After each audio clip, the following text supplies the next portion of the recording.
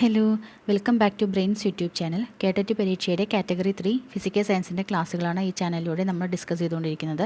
ഇന്നത്തെ നമ്മുടെ ടോപ്പിക് എന്ന് പറയുന്നത് ഫിസിക്സിലുള്ള ഇലക്ട്രിസിറ്റി ആൻഡ് മാഗ്നറ്റിസം എന്ന് പറയുന്ന ടോപ്പിക്കാണ്. ഇതോടുകൂടെ നമ്മുടെ ഫിസിക്സിലെ എല്ലാ ചാപ്റ്റേഴ്സും കംപ്ലീറ്റ് ആയി. കെമിസ്ട്രിയിൽ ഇനി ഒരു ചാപ്റ്ററും കൂടി നമുക്ക് എടുക്കാനുള്ളൂ. അത് കഴിഞ്ഞതിന് ശേഷം പെഡഗോഗി സെക്ഷൻസ് വീണ്ടും സ്റ്റാർട്ട് ചെയ്യുന്നതായിരിക്കും. പെഡഗോഗി ഒരു 3 ടോപ്പിക്ക് എടുത്തു കഴിഞ്ഞിട്ടുണ്ടായിരുന്നു. ഈ ചാനലിലിടുന്ന എല്ലാ വീഡിയോസും നിങ്ങൾക്ക് ഡിസ്ക്രിപ്ഷൻ ബോക്സിൽ ലിങ്ക് ഉണ്ടായിരിക്കും, അതുവഴി കാണാവുന്നതാണ്. അതല്ല എങ്കിൽ പ്ലേലിസ്റ്റിൽ പോയി കഴിഞ്ഞാൽ ചാനലിൻ്റെ പ്ലേലിസ്റ്റിൽ അവൈലബിൾ ആണ്. പിന്നെ ഒരു ടെലിഗ്രാം ഗ്രൂപ്പ് സ്റ്റാർട്ട് ചെയ്തിട്ടുണ്ട്. അതിലൂടെ ഫുൾ ടൈം ഡിസ്കഷനും അതുപോലെ എക്സാംസും കാര്യങ്ങളൊക്കെ ഉണ്ട്. അപ്പോൾ താല്പര്യമുള്ളവർക്ക് അതിൽ ജോയിൻ ചെയ്യാം. ഈ ഇടുന്ന വീഡിയോയുടെ എല്ലാ നോട്ടിൻ്റെ എല്ലാ PDF-കളും ആ ഗ്രൂപ്പിൽ അപ്ലോഡ് ചെയ്തിട്ടുണ്ട്. അതുപോലെ പ്രോബ്ലംസ് സോൾവ് ചെയ്യുന്നുണ്ട്. അങ്ങനെയുള്ള കാര്യങ്ങളൊക്കെ നടക്കുന്നുണ്ട്. അപ്പോൾ താല്പര്യമുള്ളവർക്ക് ടെലിഗ്രാം ഗ്രൂപ്പിൽ ജോയിൻ ചെയ്യാവുന്നതാണ്. നമ്മുടെ എക്സാം നീട്ടിയ കാര്യം എല്ലാവരും അറിഞ്ഞിട്ടുണ്ടായിരിക്കും. ജനുവരി 10-നാണ് ഇപ്പോൾ പുതിയതായിട്ട് അവർ പറഞ്ഞിട്ടുള്ള ഡേറ്റ് സൈറ്റിൽ വന്നിട്ടുണ്ട്. എല്ലാവരും കണ്ടിട്ടുണ്ടാവുമെന്ന് വിചാരിക്കുന്നു. അപ്പോൾ എല്ലാവരും നന്നായിട്ട് പഠിക്കാൻ ശ്രമിക്കുക. കിട്ടുന്ന സമയം മാക്സിമം യൂട്ടിലൈസ് ചെയ്യുക. അപ്പോൾ നമുക്ക് ഇന്നത്തെ ചാപ്റ്ററിലേക്ക് കടക്കാം. Electricity and magnetism. നമ്മൾ ഓൾറെഡി പഠിച്ച കാര്യങ്ങളൊക്കെ തന്നെയാണ് ഈ ചാപ്റ്ററിലൂടെ നമുക്ക് പറയാനുള്ളത്. വളരെ സിമ്പിളായിട്ടുള്ളൊരു ടോപ്പിക്കാണ്. എന്താണ് ഇലക്ട്രിസിറ്റി, എന്താണ് മാഗ്നറ്റ്, അങ്ങനെയുള്ള കാര്യങ്ങളൊക്കെ നമ്മൾ ഡിസ്കസ് ചെയ്തിരുന്നു. എന്താണ് ഒരു മാഗ്നറ്റ് എന്ന് പറഞ്ഞു കഴിഞ്ഞാൽ, അതായത് അയണോ അല്ലെങ്കിൽ അയൺ ലൈക്ക് സബ്സ്റ്റൻസുകളെ അട്രാക്റ്റ് ചെയ്യാൻ കഴിയുന്ന സബ്സ്റ്റൻസുകളാണ് എന്ത് മാഗ്നറ്റ് എന്ന് നമ്മൾ പറഞ്ഞിരുന്നത് അല്ലേ. അവർക്ക് പ്രത്യേകമായിട്ടൊരു മാഗ്നറ്റിക് പവർ ഉണ്ടാവും. അങ്ങനെയുള്ള കാര്യങ്ങളൊക്കെ നമ്മൾ ഡിസ്കസ് ചെയ്തിരുന്നു. മെയിനായിട്ട് 2 തരത്തിലാണ് മാഗ്നറ്റുകളെ പറയാറുള്ളത്, ടൈപ്സ് പറയാറുള്ളത്. ഒന്ന് നാച്ചുറൽ മാഗ്നറ്റ്സും അതുപോലെ ആർട്ടിഫിഷ്യൽ മാഗ്നറ്റ്സുമാണ് പറയാറുള്ളത്. എന്താണ് നാച്ചുറൽ മാഗ്നറ്റ് എന്ന് പറഞ്ഞു കഴിഞ്ഞാൽ, ആ പേരിൽ നിന്ന് തന്നെ അറിയാം എന്താണ് നാച്ചുറലി ഫൗണ്ട് ആയിട്ടുള്ള, അതായത് പ്രകൃതിദത്തമായിട്ടുള്ള, പ്രകൃതി സ്വമേധയാ കാണപ്പെടുന്നവയാണ് നാച്ചുറൽ മാഗ്നറ്റ് എന്ന് പറയുന്നത്. ഓക്കെ, അത് weaker as compared to artificial magnet. Artificial മാഗ്നറ്റിനെ അപേക്ഷിച്ച് നോക്കുമ്പോൾ അവർ വീക്കർ ആയിട്ടുള്ളതാണ്. പിന്നെ അവിടെ ഒരു ചെറിയൊരു മിസ്റ്റേക്ക് ഉണ്ട്. ടെമ്പററി എന്നുള്ളത് ഒന്ന് തിരിഞ്ഞു പോയിട്ടുണ്ട്. അത് ഇവിടേക്കാണ് വരിക കേട്ടോ. ആർട്ടിഫിഷ്യലിൻ്റെ കേസിലാണ്. പെർമനൻറ്റ് മാഗ്നറ്റുകളാണ് ഈ പറയുന്ന നാച്ചുറൽ മാഗ്നറ്റ്സ് പറയുന്നത്. ഓക്കെ, പിന്നെ അവരുടെ ഷേപ്പ്, സൈസ് എന്നൊക്കെ പറയുന്നത് നേച്ചറിൽ, പ്രകൃതിയിൽ എങ്ങനെയാണോ ഒക്വയർ ചെയ്യുന്നത് അതേ ഷേപ്പ് ആൻഡ് സൈസിലൊക്കെ തന്നെയായിരിക്കും നമുക്ക് കിട്ടുന്നത്. പിന്നെ അതിന് എക്സാമ്പിളായിട്ട് നമുക്ക് പറയാവുന്നത് ലോഡ് സ്റ്റോൺ ആണ്. ഒരു പാറക്കഷ്ണം പോലെയൊക്കെയുള്ള ഒരു ഇരുമ്പ് ഇരിക്കുന്ന ഒരു സബ്സ്റ്റൻസാണ് ലോഡ് സ്റ്റോൺ. മെയിനായിട്ട് നമുക്കിപ്പോൾ എക്സാമിനൊക്കെ ലോഡ് സ്റ്റോണൊക്കെയാണ് ചോദിച്ച് കണ്ടിട്ടുള്ളത്. അതുകൊണ്ട് അതൊന്ന് ഓർത്ത് വയ്ക്കുക. നാച്ചുറൽ മാഗ്നറ്റിന് എക്സാമ്പിളായിട്ട് ലോഡ് സ്റ്റോണൊക്കെ പറയാം. അതായത് പ്രകൃതിയിൽ സ്വമേധയാ കാണപ്പെടുന്ന മാഗ്നറ്റുകളാണ് നാച്ചുറൽ മാഗ്നറ്റ് എന്ന് പറയുന്നത്. അവർ പ്രകൃതിയിൽ എങ്ങനെയാണോ ഒക്വയർ ചെയ്യുന്നത് അതേ ഷേപ്പ് ആൻഡ് സൈസൊക്കെ തന്നെ ആയിരിക്കും. എക്സാമ്പിൾ ഒന്ന് ഓർത്ത് വയ്ക്കുക. പിന്നെ അവർ പെർമനൻറ്റ് മാഗ്നറ്റും ആയിരിക്കും. ആർട്ടിഫിഷ്യൽ എന്ന് പറഞ്ഞാൽ എന്തായിരിക്കും? നേരെ ഓപ്പോസിറ്റ്. മറ്റേത് നാച്ചുറലി ഫൗണ്ട് ചെയ്യപ്പെടുന്നതാണ്. പക്ഷേ ആർട്ടിഫിഷ്യൽ മാഗ്നറ്റ് എന്ന് പറയുമ്പോൾ മാൻ മെയ്ഡ് ആയിരിക്കും, നമ്മൾ ഉണ്ടാക്കിയെടുക്കുന്നതാണ്. ഓക്കെ, അതുകൊണ്ട് തന്നെ അത് stronger as compared to natural magnet. Natural മാഗ്നറ്റിനെ അപേക്ഷിച്ച് നോക്കുമ്പോൾ അവർ സ്ട്രോങ്ങർ ആയിരിക്കും. ദെൻ അതായത് ഇൻഡസ്ട്രീസിലൊക്കെ നമ്മൾ നിർമ്മിക്കുന്നത് ഇത്തരത്തിലുള്ള ആർട്ടിഫിഷ്യൽ മാഗ്നറ്റുകളെയാണ്. പിന്നെ അത് പെർമനൻറ്റോ അല്ലെങ്കിൽ ടെമ്പററിയോ ആവാൻ പറ്റും. ഓക്കെ, ഞാൻ അവിടെ നിന്ന് മാറിപ്പോയതാണ്. പെർമനൻറ്റോ അല്ലെങ്കിൽ ടെമ്പററി ആയിട്ടാണ് ഈ പറയുന്ന മാഗ്നറ്റുകൾ കാണുന്നത്. പിന്നെ അവർക്ക് ഡിഫറെൻ്റ് ആയിട്ടുള്ള ഷേപ്പുകളും സൈസുകളൊക്കെ നമുക്ക് ഉണ്ടാക്കിയെടുക്കാൻ പറ്റും. നമ്മൾ മാൻമെയ്ഡ് ആയിട്ടുള്ളത് കൊണ്ട് തന്നെ നമുക്ക് ഇഷ്ടമുള്ള രീതിയിൽ അവർക്ക് ഷേപ്പും സൈസും കൊടുക്കാൻ പറ്റും. എക്സാമ്പിളായിട്ട് നമ്മൾ ഡെയിലി പറയുന്നതാണ് ബാർ മാഗ്നറ്റ്. നമ്മൾ റെക്റ്റാങ്കുലർ ഷേപ്പിലാണ് അതല്ലേ. അപ്പോൾ അത്തരത്തിൽ ഡിഫറെൻറ്റ് ഷേപ്പുകളിൽ നമുക്ക് ഈ പറയുന്ന ആർട്ടിഫിഷ്യൽ മാഗ്നറ്റിനെ ഉണ്ടാക്കിയെടുക്കാൻ സാധിക്കും. ഓക്കെ ആണല്ലോ. ദെൻ പ്രോപ്പർട്ടീസാണ് പറയുന്നത്. മാഗ്നറ്റുകളുടെ പ്രോപ്പർട്ടീസാണ് പറയുന്നത്. മാഗ്നറ്റ് എന്ന് പറയുന്നത് എന്താണ്? മാഗ്നറ്റിക് മെറ്റീരിയൽസിൽ ഒരു അട്രാക്റ്റീവ് ഫോഴ്സ് എക്സേർട്ട് ചെയ്യാൻ കഴിയും. അത്തരത്തിലുള്ളതാണ് മാഗ്നറ്റ് എന്ന് പറയുന്നത് അല്ലേ. സോ ഒരു അട്രാക്റ്റീവ് ഫോഴ്സ് അവിടെ നിലനിൽക്കുന്നുണ്ട്. That can exert force on magnets or other magnetic material. Magnet മെറ്റീരിയൽസിൽ ഒരു അട്രാക്റ്റീവ് ഫോഴ്സ് കൊടുക്കാൻ സാധിക്കുന്നവയാണ്, എക്സേർട്ട് ചെയ്യാൻ സാധിക്കുന്നവയാണ് നമ്മൾ മാഗ്നറ്റ് എന്ന് പറയുന്നത്. അതായത് ഈ പറയുന്ന മാഗ്നറ്റുകളുടെ ഒരു പ്രോപ്പർട്ടിയാണ് പറയുന്നത്. അതുകൊണ്ട് ഓൾ മാഗ്നറ്റ്സ് ഹാവ് 2 പോൾസ്. എല്ലാ മാഗ്നറ്റുകൾക്കും എന്തുണ്ട്? 2 പോളുകളുണ്ട്. നോർത്തും അതുപോലെ സൗത്തും ഉണ്ട്. ഓക്കെ, പിന്നെ അതിൽ പറയുന്ന അടുത്ത ടേമാണ് മാഗ്നറ്റിക് ഫീൽഡ്. ഇതൊക്കെ നമ്മൾ ഒരു തവണ പറഞ്ഞു പോയതാണ്, അതുകൊണ്ടാണ് അങ്ങനെ ഓടിച്ച് പറയുന്നത് കേട്ടോ. മാഗ്നറ്റിക് ഫീൽഡ് എന്താണ്? The area around A magnetic that exert A force. അതായത് ഒരു മാഗ്നറ്റിന് എന്തെങ്കിലും സബ്സ്റ്റൻസുമായുള്ള അട്രാക്ഷനിൽ വെച്ച് കഴിഞ്ഞാൽ ആ മാഗ്നറ്റിൻ്റെ ഫോഴ്സ് എക്സേർട്ട് ചെയ്യാൻ പറ്റുന്ന ആ ഒരു ടോട്ടൽ ഏരിയ, അതിനാണ് എന്ത് പറയുന്നത്, മാഗ്നറ്റിക് ഫീൽഡ് എന്ന് പറയുന്നത്. ദെൻ ഈ പറയുന്ന മാഗ്നറ്റിക് ഫീൽഡിനെ ഇവർ എക്സേർട്ട് ചെയ്യുന്ന ആ ഒരു ഫോഴ്സ് ലൈൻസിൻ്റെ ഫോമിലാണെന്ന് നമ്മൾ പറഞ്ഞിരുന്നു. അതിനെയാണ് നമ്മൾ മാഗ്നറ്റിക് ഫീൽഡ് ലൈൻസ് എന്ന് പറയുന്നത്. ഓക്കെ, ഈ മാഗ്നറ്റിക് ഫീൽഡ് പ്രൊവൈഡ് ചെയ്യുന്ന ആ ഒരു ഫോഴ്സ് എന്ന് പറയുന്നത്, അവർ എക്സേർട്ട് ചെയ്യുന്ന ഫോഴ്സ് ലൈൻസിൻ്റെ ഫോമിലാണ്. അതുകൊണ്ട് അത് മാഗ്നറ്റിക് ഫീൽഡ് ലൈൻസ് എന്ന് പറയുന്നു. Represent magnetic field and always go from north to south pole. North to south pole ആയിരിക്കും അവരുടെ ഡയറക്ഷൻ എന്ന് പറയുന്നത്, എല്ലായ്പ്പോഴും അങ്ങനെയായിരിക്കും. But inside the magnet it will be opposite, അതായത് സൗത്ത് ടു നോർത്തായിരിക്കും അവരുടെ ആ ഒരു ഡയറക്ഷൻ എന്ന് പറയുന്നത്. പുറമേ ആണെച്ചാൽ നോർത്ത് ടു സൗത്ത്, ഇൻസൈഡ് ആണെന്നുണ്ടെങ്കിൽ മാഗ്നറ്റിൻ്റെ ഉള്ളിലാണെന്നുണ്ടെങ്കിൽ സൗത്ത് ടു നോർത്ത് ആയിരിക്കും. അത് നോർത്ത് വയ്ക്കുക കേട്ടോ. പിന്നെ ഇവരെന്താണെന്ന്, ഈ ഫീൽഡ് ലൈൻസിൻ്റെ പ്രത്യേകത എന്താണ്, they are closed lines but do not intersect each other.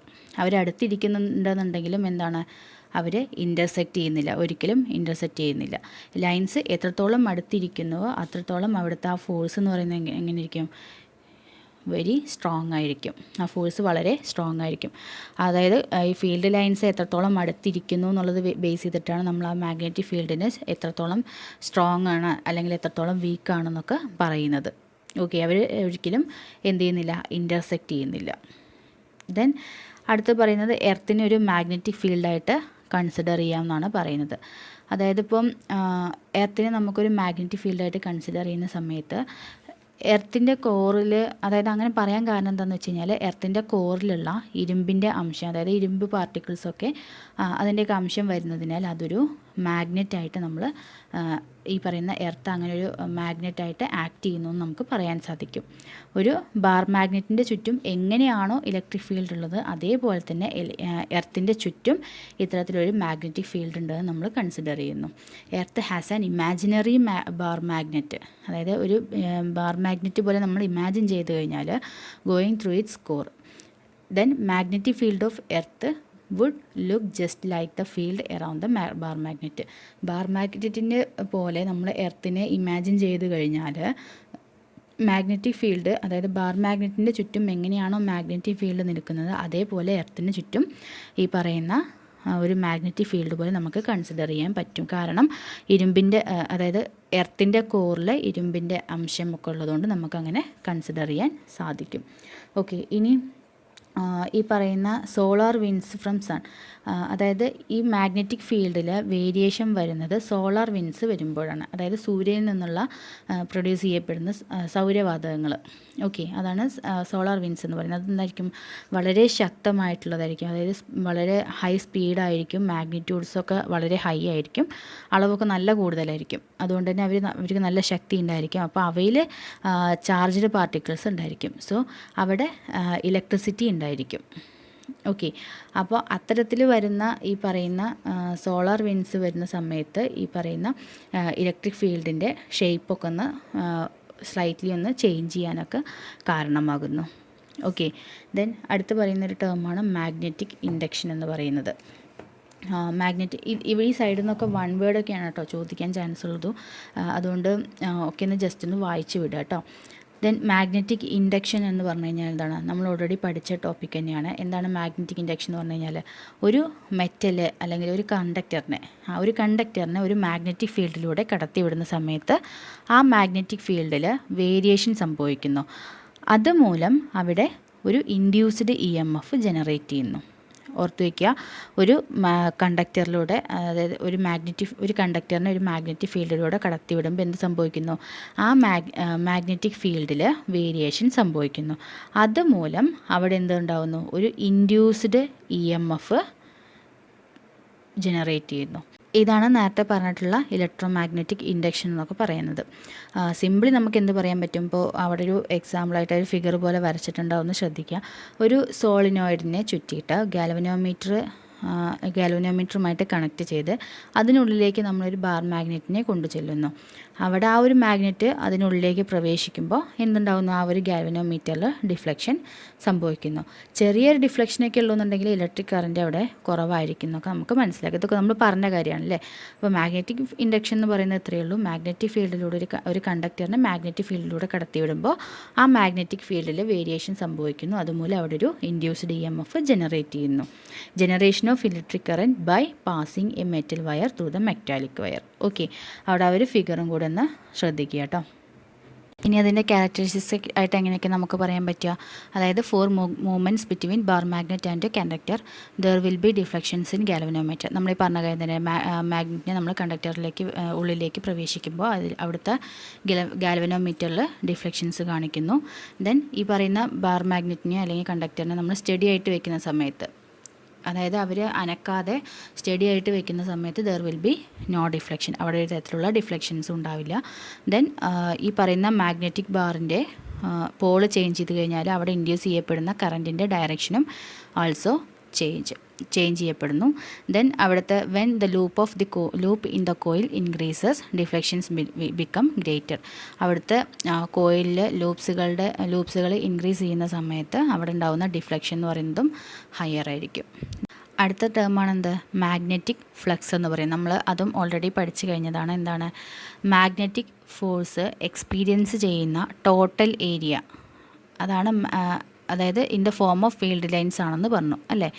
ആ ഒരു മാഗ്നറ്റിക് ഫീൽഡാണ് പറഞ്ഞത്, എന്താ ഫോഴ്സ് എക്സ്പീരിയൻസ് ചെയ്യുന്ന ആ ഒരു ടോട്ടൽ ഏരിയ എന്ന് പറയുന്നത്, അത് in the form of field lines ആണെന്ന് പറഞ്ഞു. അതിനെയാണ് മാഗ്നറ്റിക് ഫ്ലക്സ് എന്ന് പറയുന്നത്.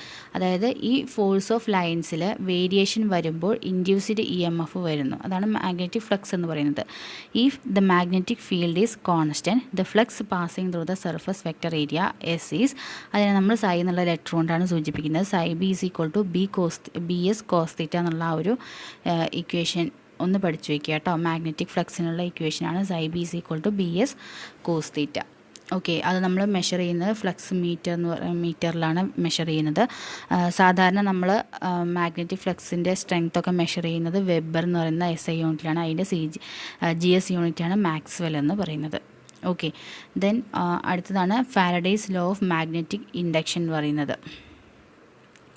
അതായത് ഒരു മാഗ്നറ്റിക് ഫീൽഡിലൂടെ കടന്നു പോകുന്ന കറൻറ്റിൻ്റെ അളവ് ഫ്ലക്സിന്, അതായത് ആ ലൂപ്പിലൂടെ ഉണ്ടാകുന്ന ഫ്ലക്സിന് എന്തായിരിക്കും, ഫ്ലക്സിൻ്റെ ആ ഒരു റേറ്റിന് ഡയറക്റ്റ്ലി പ്രൊപ്പോർഷണൽ ആയിരിക്കും എന്നാണ് പറയുന്നത്. That is EMF induced is directly proportional to rate of flux through the loop. Magnetic ഫീൽഡിലൂടെ കടന്നു പോകുന്ന ആ ഒരു കറൻറ്റിൻ്റെ അളവ് എന്ന് പറയുന്നത് എന്താണ്, ആ ലൂപ്പിലൂടെ ഉണ്ടാകുന്ന ഫ്ലക്സിന് ഡയറക്റ്റ്ലി പ്രൊപ്പോർഷണൽ ആയിരിക്കും. ദെൻ അടുത്ത ഒന്നാണ് ന്യൂമാൻസ് ലോ പറയുന്നത്. എന്താ പറയുന്നത്, the induced EMF is directly proportional to the rate of change of flux linking the circuit. ആ ഒരു ഇൻഡ്യൂസ്ഡ് EMF എന്ന് പറയുന്നത് എന്താണ്, റേറ്റ് ഓഫ് ചേഞ്ച് ഓഫ് ഫ്ലക്സിന്, ആ സർക്യൂട്ടിലൂടെ ഉണ്ടാകുന്ന റേറ്റ് ഓഫ് ചേഞ്ച് ഓഫ് ഫ്ലക്സിന് ഡയറക്റ്റ്ലി പ്രൊപ്പോർഷണൽ ആയിരിക്കുന്നതാണ് ന്യൂമാൻസ് ലോ പറയുന്നത്. അടുത്തതാണ് ലെൻസസ് ലോ പറയുന്നത്. അത് ഇത്തിരി ഇമ്പോർട്ടൻ്റ് ആണ്, നോക്കിക്കോളൂ കേട്ടോ. നമ്മളിപ്പോൾ ഫാരഡേസ് ലോ പറഞ്ഞത് എന്താണ്, മാഗ്നറ്റിക് ഫീൽഡിൽ വേരിയേഷൻ വരുത്തിയിട്ട് കറൻറ്റ് ഇൻഡ്യൂസ് ചെയ്യിക്കാം എന്ന് പറഞ്ഞു അല്ലേ. അതായത് അവിടെ മാഗ്നിറ്റ്യൂഡാണ് പറയുന്നത് ഫാരഡേസ് ലോയിൽ. പക്ഷേ ലെൻസസ് ലോയിൽ പറയുന്നത് അതിൻ്റെ ഡയറക്ഷനാണ് പറയുന്നത്. The direction of induced current in A coil is such that it always opposes the cause which produce it. എന്താണ്, ഒരു ഇൻഡ്യൂസ്ഡ് EMF എങ്ങനെ പ്രൊഡ്യൂസ് ചെയ്യുന്നു, അല്ലെങ്കിൽ എന്ത് കാരണമാണ് അത്തരത്തിലൊരു അങ്ങനെ ഒരു പ്രൊഡ്യൂസ് നടക്കുന്നത്, അതിനെ ഒപ്പോസ് ചെയ്യുന്നതുകൊണ്ടായിരിക്കും ഇൻഡ്യൂസ്ഡ് കറൻറ്റിൻ്റെ ഡയറക്ഷൻ എന്ന് പറയുന്നത്.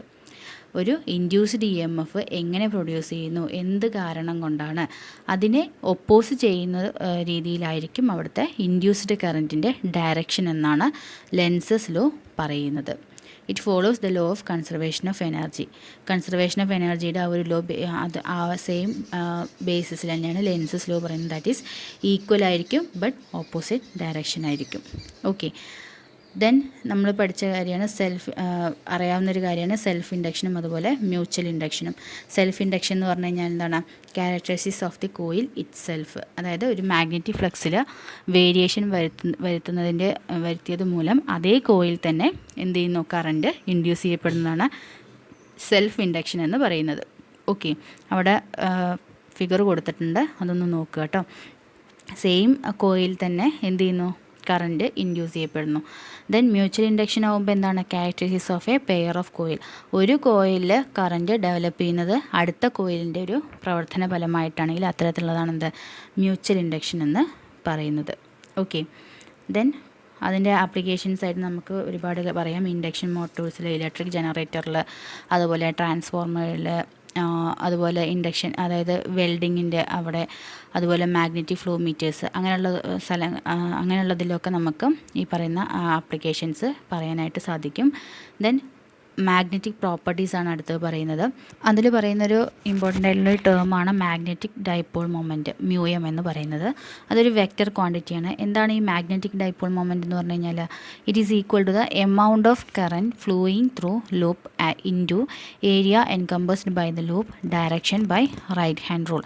എന്താ പറയുന്നത്, എന്തോരം കറൻറ്റ് അതിലൂടെ പാസ് ചെയ്തു, ദാറ്റ് ഈസ് കറൻറ്റിൻ്റെ അളവ് into area of cross section. അതാണ് മാഗ്നറ്റിക് ഡൈപോൾ മൊമെൻറ്റ് പറയുന്നത്. Mu m is equal to I into A. Okay, അതാണ് അതിൻ്റെ ഇക്വേഷൻ, ഒന്ന് ഓർത്ത് വയ്ക്കുക. യു എം എന്ന് പറയുന്നത് അവിടെ വെക്റ്റർ ക്വാണ്ടിറ്റി ആയതുകൊണ്ടാണ് പറയുന്നത്. ഐ എന്ന് പറയുന്നത് സർക്കുലേറ്റിംഗ് കറൻറ്റ്, അതിലൂടെ പാസ് ചെയ്യുന്ന ആ ഒരു കറൻറ്റ്. എ എന്ന് പറയുന്നത് area of cross section. Okay, ഇനി അടുത്ത് വരുന്നൊരു ടേമാണ്, നമുക്ക് ഈ ഡയാമാഗ്നറ്റിസും പാരാമാഗ്നറ്റിസും ഒക്കെ പറയാം. അതിന് മുന്നേ വരുന്നതാണ് മാഗ്നറ്റൈസേഷൻ എന്ന് പറയുന്ന ഒരു ടേം. എന്താണ് ഈ മാഗ്നറ്റൈസേഷൻ എന്ന് പറയുന്ന പ്രോപ്പർട്ടി? നമുക്ക് രണ്ട് തരത്തിൽ പറയാൻ പറ്റും. ഇതിനെ മെയിനായിട്ട് പറയുന്നത് ഈ പറയുന്ന നമ്മളിപ്പോൾ പഠിച്ച മാഗ്നറ്റിക് ഡൈപോൾ മൊമെൻറ്റിൻ്റെ ബേസിസിലാണ് പറയാം. ഓക്കെ, എന്താണ് മാഗ്നറ്റൈസേഷൻ എന്ന് പറയുന്നത്? It is a process of converting a non metallic material into the magnetic sample. Magnetic property കാണിക്കാത്ത ഒരു മെറ്റീരിയലിനെ നമുക്ക് വേണമെങ്കിൽ എന്ത് ചെയ്യാം, മാഗ്നറ്റിക് മെറ്റീരിയൽസ് ആക്കിയിട്ട് ചേഞ്ച് ചെയ്യാം. ആ ഒരു പ്രോസസ്സാണ് എന്ത്, മാഗ്നറ്റൈസേഷൻ എന്ന് പറയുന്നത്. Process of converting non metallic material into magnetic sample. Okay, അതിന് നമ്മൾ ഡിനോട്ട് ചെയ്യുന്നത് ക്യാപിറ്റൽ എം വെച്ചിട്ടാണ്. പിന്നെ നമുക്ക് വേണമെങ്കിൽ വേറൊരു രീതിയിലും കൂടി പറയാം. It is defined as the magnetic dipole moment induced per unit volume of A material. നമ്മൾ പറഞ്ഞു മാഗ്നറ്റിക് ഡൈപോൾ മൊമെൻറ്റിൻ്റെ ബേസിസിലാണ് ഈ മാഗ്നറ്റൈസേഷൻ പറയുന്നത് പറഞ്ഞു. അപ്പോൾ മാഗ്നറ്റിക് ഡൈപോൾ മൊമെൻറ്റിൻ്റെ ബേസിസിലായതുകൊണ്ട് തന്നെ അത് പെർ യൂണിറ്റ് വോളിയമായും നമുക്ക് ഈ പറയുന്ന മാഗ്നറ്റൈസേഷനെ പറയാൻ കഴിയും. അപ്പോൾ നമുക്ക് ഇക്വേഷൻ എങ്ങനെ എഴുതാൻ പറ്റും? M is equal to small letter m divided by V. Small letter m എന്ന് പറയുന്നതാണ് magnetic dipole moment per unit volume V. Okay, unit എന്ന് പറയുന്നത് ആംബിയറിലാണ് നമ്മൾ പറയുന്നത്. അപ്പോൾ അത്രയും കാര്യങ്ങളൊന്ന് ഓർത്ത് വയ്ക്കുക കേട്ടോ. ദെൻ അതിൽ വരുന്നൊരു ടേമാണ് നമ്മൾ ഇവിടെ വിട്ടുപോയത്. അതായത് magnetic behaviour of materials can be classified into 3. Magnetic behaviour നമുക്ക് 3 തരത്തിൽ ക്ലാസിഫൈ ചെയ്യാൻ പറ്റും. ഫസ്റ്റ് വൺ എന്ന് പറയുന്നത് diamagnetism, then paramagnetism, then ferromagnetism. 3 തരത്തിലാണ് നമ്മൾ ഡിനോട്ട് ചെയ്യുന്നത്. ഇത് ഞാനിവിടെ കുറച്ച് കാര്യങ്ങൾ എഴുതിയിട്ടുള്ളൂ, അതായത് മെയിനായിട്ടുള്ള പോയിൻ്റ് എഴുതിയിട്ടുള്ളൂ. അപ്പോൾ നിങ്ങളൊരു കാര്യം ചെയ്യുക, നിങ്ങൾ നോട്ട് പ്രിപ്പയർ ചെയ്യുന്ന സമയത്ത് ഞാൻ ഈ പറയുന്ന കുറച്ച് എക്സ്ട്രാ പോയിൻറ്റ്സും കൂടി ഇതിൻ്റെ കൂട്ടത്തിൽ പറയാം. അപ്പോൾ ഒന്ന് ടേബിളാക്കിയിട്ട് പഠിച്ചോളൂ കേട്ടോ. എന്താണ് ഡയാമാഗ്നറ്റിസം എന്ന് പറയുന്നത്? അത് വളരെ വീക്കറായിട്ടുള്ള ഫോഴ്സാണ് ഡയാമാഗ്നറ്റിക് മെറ്റീരിയൽസിൽ കാണിക്കുന്നത്. ഒരു മാഗ്നറ്റിക് ഫീൽഡ് വെച്ച് കൊടുത്താൽ ആ മാഗ്നറ്റിക് ഫീൽഡിനെ വീക്കിലി റിപ്പൽ ചെയ്യുന്ന തരത്തിലുള്ളവയാണ് ഈ പറയുന്ന ഡയാമാഗ്നറ്റിക് മെറ്റീരിയൽസ് എന്ന് പറയുന്നത്. ഒരു തരത്തിലുള്ള ഇൻറ്ററാക്ഷൻസും അവിടെ ഇല്ല, because they have no dipole moment. അവയ്ക്ക് എന്തില്ല, അവിടെ ഡൈപോൾ മൊമെൻ്റ് ഒന്നുമില്ല. അതായത് ഡൈപോൾ മൊമെൻ്റ് ഇല്ല. നെറ്റ് മാഗ്നറ്റിക് ഡൈപോൾ മൊമെൻ്റ് എന്ന് പറയുന്നത് അവിടെ 0 ആണ്, കാരണം അവിടെ അൺപെയർഡ് ആയിട്ടുള്ള ഇലക്ട്രോൺസ് ഒന്നും ഇല്ല. ഓക്കെ, അപ്പോൾ അത്തരത്തിൽ വീക്കിലി റിപ്പൽ ചെയ്യുന്നവയാണ് ഡയാമാഗ്നറ്റിക് മെറ്റീരിയൽസ് എന്ന് പറയുന്നത്. ഓക്കെ, മാഗ്നറ്റിന് ഉള്ളിലൂടെ പാർട്ടിക്കിൾസ് അവിടെ മൂവ് ചെയ്യപ്പെടുന്നില്ല. ഇനി ഫ്രീലി അവരെ യൂണിഫോം മാഗ്നറ്റിക് ഫീൽഡിൽ വെച്ച് കഴിഞ്ഞാൽ എപ്പോഴും അവരെന്ത് ചെയ്യുന്നു, they are perpendicular to the direction of magnetic field.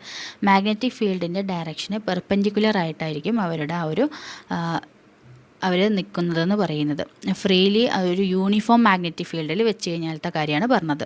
പ്രത്യേകം ശ്രദ്ധിക്കുക, യൂണിഫോം മാഗ്നറ്റിക് ഫീൽഡിലാണ് വെക്കുന്നതെന്നുണ്ടെങ്കിൽ they are perpendicular to the direction of magnetic field. But non uniform ഫീൽഡിലാണ് വെക്കുന്നത് എന്നുണ്ടെങ്കിൽ എങ്ങനെയായിരിക്കും? അതിന് സ്ട്രോങ്ങറായ മാഗ്നറ്റിക് ഫീൽഡിൻ്റെ സൈഡിൽ നിന്നും എന്ത് ചെയ്യുന്നു, വീക്കറായ മാഗ്നറ്റിക് ഫീൽഡിൻ്റെ സൈഡിലേക്ക് മെറ്റീരിയൽസിൻ്റെ ട്രാൻസ്ഫറിങ് നടക്കുന്നു. ഓക്കെ, എക്സ്ട്രാ പോയിൻ്റാണ്, ഞാൻ അവിടെ എഴുതിയിട്ടില്ല, പ്രത്യേകം ശ്രദ്ധിക്കുക. യൂണിഫോം മാഗ്നറ്റിക് ഫീൽഡിൽ ആണ് ഈ പറയുന്ന ഡയാമാഗ്നറ്റിക് മെറ്റീരിയൽസിനെ വെക്കുന്നതെന്നുണ്ടെങ്കിൽ they are perpendicular to the direction of magnetic field. അതല്ല, നോൺ യൂണിഫോം ആയിട്ടുള്ള ഫീൽഡിലാണ് അവരെ വെക്കുന്നതെന്നുണ്ടെങ്കിൽ എന്ത് സംഭവിക്കുന്നു, സ്ട്രോങ്ങർ ആയിട്ടുള്ള മാഗ്നറ്റിക് ഫീൽഡിൻ്റെ സൈഡിൽ നിന്നും വീക്കർ സൈഡിലേക്ക് മെറ്റീരിയൽസിൻ്റെ ട്രാൻസ്ഫർ നടക്കുന്നു. ഓക്കെ, പിന്നെ അവരെന്ന് പറയുന്നത് ദേ ആർ ഇൻഡിപെൻഡൻ്റ് ഓഫ് ടെമ്പറേച്ചറായിട്ട് ഇൻഡിപെൻഡൻ്റ് ആയിട്ടാണ് നിൽക്കുന്നത്. ഓക്കെ, എക്സാമ്പിൾസ് നമുക്ക് ഗോൾഡ്, അതുപോലെ എയർ, സിൽവർ, അങ്ങനെയുള്ള കാര്യങ്ങളൊക്കെ എക്സാമ്പിളായിട്ട് പറയാൻ കഴിയും. ദെൻ നമ്മളിപ്പോൾ പറഞ്ഞിട്ടുള്ള മാഗ്നറ്റൈസേഷൻ എന്ന് പറയുന്നത് നെഗറ്റീവ് ആയിരിക്കും ഡയാമാഗ്നറ്റിക് മെറ്റീരിയൽസിൻ്റെ കേസിൽ. പിന്നെ നമ്മൾ പറയാത്തൊരു ടേമാണ് സസെപ്റ്റിബിലിറ്റി, അത് ഞാൻ പറയാം. അതും ഈ പറയുന്ന പോലെ ഡയാമാഗ്നറ്റിക് മെറ്റീരിയൽസിൻ്റെ കേസിൽ നെഗറ്റീവ് ആയിരിക്കും. ഓക്കെ, ഇത്രയും കാര്യങ്ങൾ മാഗ്നറ്റിസത്തിൻ്റെ കാര്യത്തിൽ ഓർത്ത് വയ്ക്കുക. വീക്കറായിട്ടുള്ള ഫോഴ്സാണ്. അതുപോലെ തന്നെ അവിടെ ഒരു തരത്തിലുള്ള ഇൻട്രാക്ഷൻസും ഇല്ല. ഡൈപോൾ മൊമെൻ്റ് എന്ന് പറയുന്നത്, അവിടെ നെറ്റ് ഡൈപോൾ മൊമെൻ്റ് എന്ന് പറയുന്നത് 0 ആണ്. കാരണം അവിടെ അൺപെയ്ഡ് ആയിട്ടുള്ള ഇലക്ട്രോൺസ് ഒന്നുമില്ല. അതായത് എല്ലാ ഓർബിറ്റൽസും അവിടെ ഫിൽഡ് ആണ്.